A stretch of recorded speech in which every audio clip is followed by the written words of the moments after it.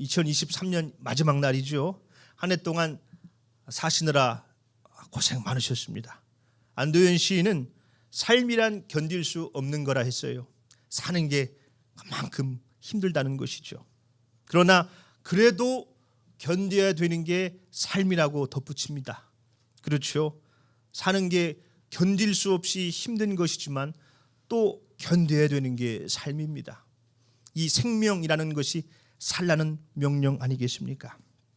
시인은 이 세상을 살아가는 방법이 딱 두 가지가 있다는 겁니다. 하나는 이 세상을 지긋지긋한 곳으로 여기고 사는 것이고, 다른 하나는 그래도 이 세상이 살만한 곳이다 라고 생각하고 산다는 겁니다. 둘 중에 어떤 것을 선택하느냐에 따라서 그 사람의 인생이 좌우된다는 것이죠. 2024년 어떤 것을 선택하시겠습니까? 기독교 윤리학자인 스탠리 하워즈는 교회됨이란 책에서 신실한 교회 공동체는 운명을 사명으로 바꾸고 낯선 자들의 출현을 선물로 받아들이는 공동체라 했습니다. 이게 참 멋진 말입니다. 그리스도의 몸된 교회는 지금 내 눈앞에 있는 현실이 어렵고 힘들더라도 원망하고 불평하는 것이 아니라 그것을 하나님이 내게 주신 사명으로 받아들여서 변화시킨다는 겁니다. 주님의 몸된 교회는 지금 내 눈앞에 있는 저 불편한 사람 미워하고 외면해버리는 것이 아니라 하나님이 내게 보내주신 선물로 받아들인다는 것이죠. 이제 내일이면 2024년입니다. 우리 행복한 교회 성도들 모두가 이 새해를 하나님이 내게 주신 가장 아름다운 해로 여기고 살아갈 수 있기를 바랍니다. 그리스도의 몸된 교회답게 지금 내 눈앞에 있는 어려운 현실들을 원망하고 좌절하면서 바라보는 것이 아니라 하나님이 내게 주신 사명으로 받아들이고 묵묵히 그 길을 견뎌내는 믿음의 사람들이 되기를 바랍니다. 참 불편한 사람이지만은 저 사람 하나님이 나를 변화시키기 위해서 보내주신 사람이다. 그렇게 믿고 그를 그리스도의 사랑으로 품어낼 수 있는 믿음의 성도들 되기를 소망합니다.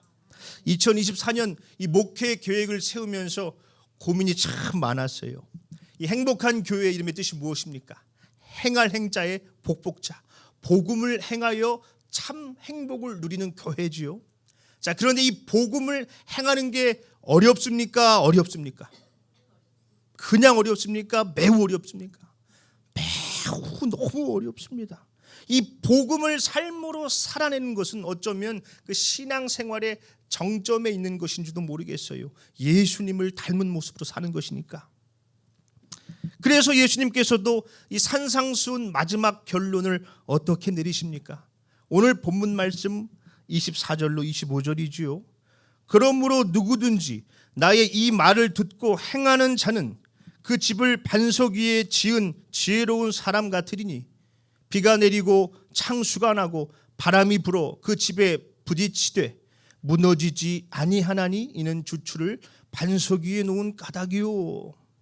주님의 말씀을 듣고 행하는 사람, 그 사람은 집을 반석 위에 지은 지혜로운 사람이라는 것이지요. 여기서 집은 그 사람 인생의 전체를 의미합니다. 비가 내리고 홍수가 난다는 것은 이 마지막 때의 심판 때의 환난을 이야기하는 것입니다. 집을 반석 위에 지은 사람은, 다시 말해 말씀대로 살아간 사람은 그날이 와도 결코 무너지지 않는다는 것이지요. 이 프리미어 리그의 축구 스타 이 손흥민 선수가 그런 이야기를 했습니다. 나의 축구는 온전히 아버지의 작품이다. 아버지를 좀 높여드리려고 예의상 한 말이 아니라 정말로 아버지 이 손흥정 감독의 트레이닝 덕분에 자기가 이렇게 세계적인 축구 선수가 됐다는 것입니다. 그 손흥정 감독이 몇 달 전에 책을 한 권 냈습니다. 모든 것은 기본에서 시작한다. 그 책에서 그분이 그런 말을 해요. 한국 축구의 고질병은 이 과정을 생략해버리고 이 결과만 집중한다는 것입니다. 그래서 이 지도자들, 부모들이 아직 기본기도 안 된 애들을 어떻게든 경기에 내보내려고 한대요. 경험 쌓으라고, 타이틀을 좀 얻어보려고. 그런데 기본기가 안 된 애들을 내보내는 것은 뭐 뛰지도 못하는 애들을 육상 경기에 내보내는 것과 같다는 것입니다. 이 아이가 앞으로 어떻게 성장해 나갈지를 바라보고 그것에 초점을 맞춰서 교육을 해야 되는데 그냥 눈앞에 있는 결과만 쫓는 것이죠. 이겼냐 졌냐 뭐 재능이 있냐 없냐 너는 그만둬라. 이 손흥민 선수가 처음 분데스리가에서 데뷔골을 넣었을 때 사람들이 혜성처럼 나타난 선수라 했답니다.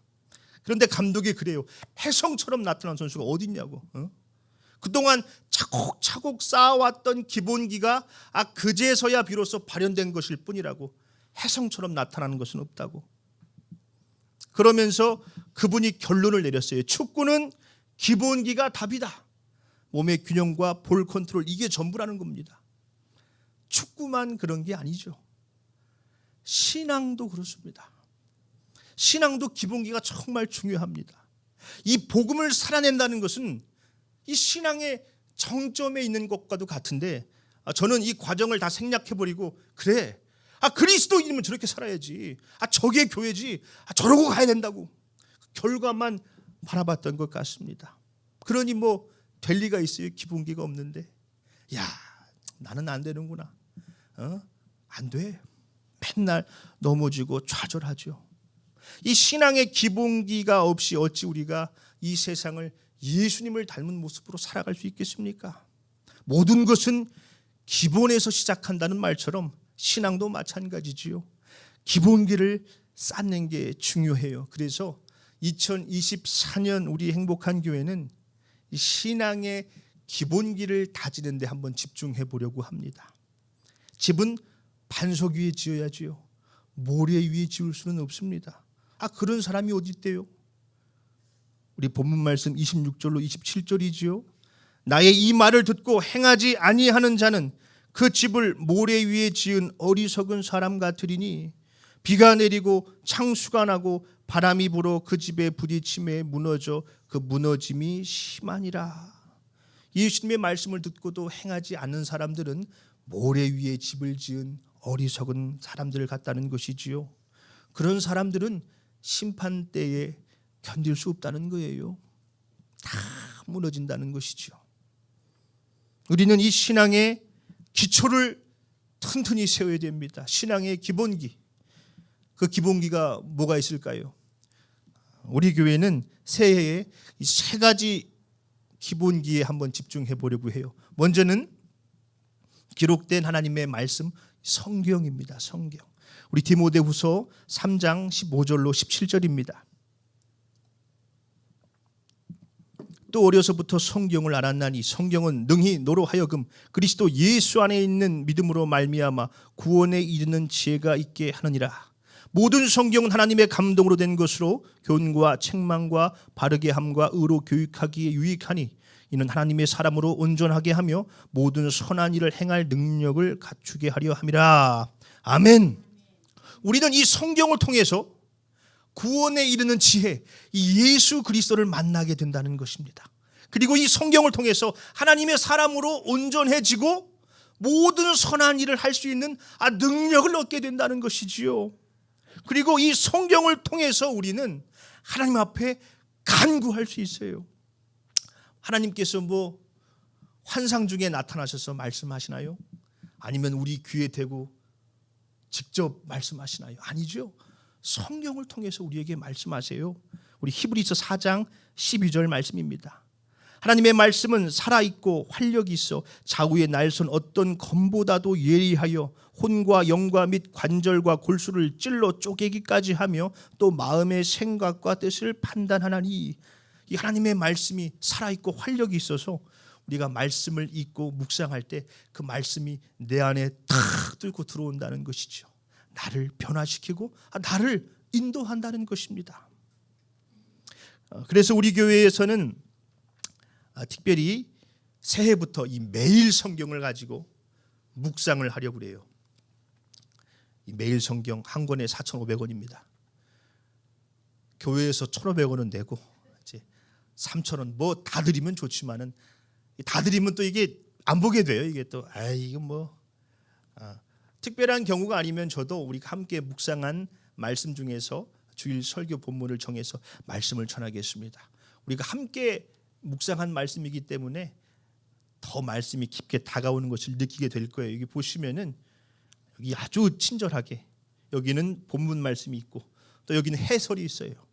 그리고 하나님은 어떤 분이십니까? 하나님의 뜻과 하나님의 계획들을 한번 적어보고 또 하나님은 나에게 또 어떤 분이신지 하나님이 내게 주신 또 교훈들도 적어보고 묵상을 하는 것입니다. 자, 그 다음 신앙의 기본기는 뭐겠습니까? 기도죠, 기도.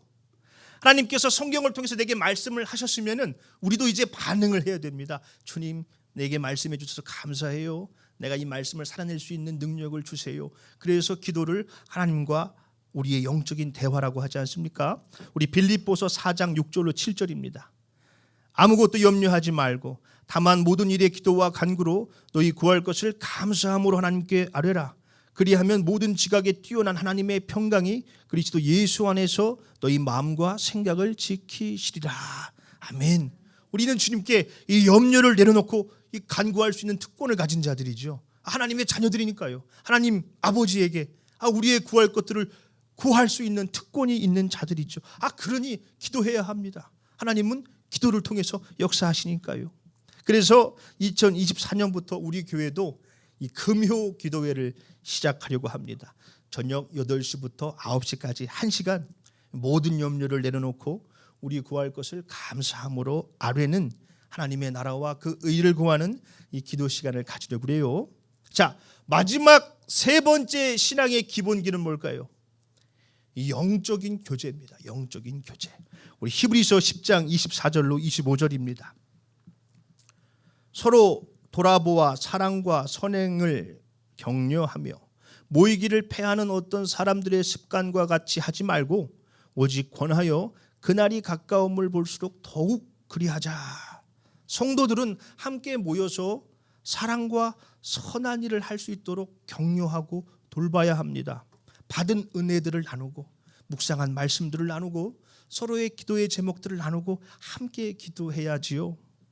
그래서 금요 기도회 때 우리 매일 성경을 가지고 함께 묵상한 말씀들을 좀 나누고 서로의 기도 제목들도 나누고 함께 기도하는 그런 영적인 교제의 시간도 함께 가지려고 그래요. 여러 가지 일들 때문에 나오지 못하시는 분들은 이 기도 제목을 공유해 주십시오. 우리 성도님들의 기도 제목 가지고 간절히 기도하겠습니다. 또 짧은 시간이지만은 주일날 우리 식사하시면서 받은 은혜도 좀 나눠보고 어떻게 지냈는지 삶도 좀 나누고 기도 제목까지 나누면 더 좋지요. 그렇게 우리가 신앙의 기본기를 차곡차곡 쌓아간다고 생각해 보십시오. 2024년 지금 이때쯤 되면은 아마 놀라운 일을 경험하게 될 겁니다. 어느새 우리의 영혼의 집이 굳건한 반석 위에 세워져 있다는 것을 보게 될 것입니다. 복음을 행하여 참 행복을 누리며 그 복음을 전할 수 있는 교회가 되어 있을 것입니다. 물론 기본기 다지는 건 재미가 없어요. 음악도 스포츠도 기본기 연습하는 거 얼마나 재미없습니까? 나가서 빨리 경기 뛰고 연주하는 게 재밌죠. 그런데 기본기 없이 하면 무너집니다. 모래 위에 집을 짓는 것 같지요. 그러니 더디더라도 어색하더라도 조금은 안 맞는 옷처럼 느껴질지라도 차곡차곡 한번 쌓아가 보면 좋을 것 같아요. 혼자서는 안 됩니다. 함께 하니까 가능한 것이죠. 어떤 시인이 철길은 왜 하나가 아니고 둘이냐고 묻고는 혼자 답해요. 길은 혼자서 가는 게 아니라는 것입니다. 멀고 험한 길일수록 함께 가야 한다는 것이죠. 새해에 우리 행복한 교회가 함께 이 신앙의 기본기를 차곡차곡 쌓아가게 되기를, 그래서 복음을 행하며 참 행복을 누리는 행복한 교회가 되기를 예수님의 이름으로 축원합니다.